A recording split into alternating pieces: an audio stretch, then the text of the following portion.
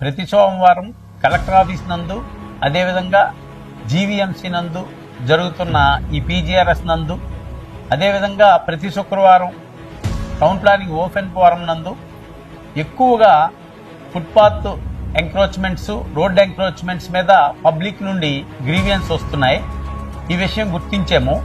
అదేవిధంగా కొన్ని గ్రీవియన్సెస్ రిపీటెడ్గా వస్తున్నాయి. దానివలన ఎక్కడెక్కడ పబ్లిక్ ఎక్కువ ఇబ్బంది పడుతున్నారని గుర్తించాము. దానిలో భాగంగా ఆపరేషన్ లంగ్స్ 2 ఈ మధ్యకాలంలో గత 3 రోజుల నుండి టెంపరీ ఎంక్రోచ్మెంట్స్ రిమూవ్ చేస్తున్నాము.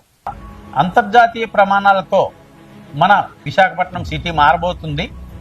మీకు తెలుసు, నెక్స్ట్ నవంబర్లో పార్ట్నర్షిప్ సమ్మిట్, అదేవిధంగా ఐఎఫ్ఆర్ ఫిబ్రవరిలో జరుపుకోబోతున్నాం. రోడ్లు విశాలంగా ఉండి ఆక్రమణల నుండి లేకుండా ఉంటైతే ట్రాఫిక్కు అంతరాయం లేకుండా ముందుకు వెళ్లే అవకాశం ఉంది. జంక్షన్లో ఈ ఆక్రమణ వల్ల ట్రాఫిక్ ఇబ్బంది కలుగుతుంది. ఈ ఆక్రమణలు తొలగించడం వల్ల జంక్షన్ క్లియరెన్స్ కూడా అవుతుంది. అదేవిధంగా ఫుట్పాత్ల్లో ఆక్రమణలు తొలగించడం వల్ల పాదచారులకు చాలా సౌలభ్యం వస్తుంది. ఈ కారణాల దృష్ట్యా ఈ మధ్య కాలంలో గత 3 రోజుల నుండి ఆపరేషన్ లంగ్స్ కార్యక్రమంలో 2వ దశ ప్రారంభించడమైంది. దీనికి ప్రత్యామ్నాయంగా ప్రతి జోన్లో కూడా హాకర్ జోన్ని ఏర్పాటు చేయడం అంటూ జరుగుతుంది. వెండింగ్ జోన్స్ ని ప్రతి జోన్లో మన జీవీఎంసీలో గల 8 జోన్లలోనూ ప్రతి జోన్కి హాకర్ జోన్ ని ఐడెంటిఫై చేయడం జరిగింది.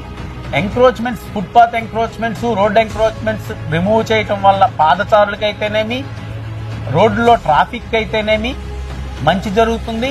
అదేవిధంగా ఫుట్పాత్ మీద వ్యాపారం చేసుకున్న వాళ్ళకి సౌకర్యవంతంగా హాకర్స్ జోన్స్ లో ఎలిజిబుల్ వాళ్ళకి ఇవ్వటం వల్ల బోత్ హాకర్స్ అండ్ పాదచారులు అదేవిధంగా ట్రాఫిక్ విన్ విన్ సిచ్యువేషన్ కలుగుతుంది.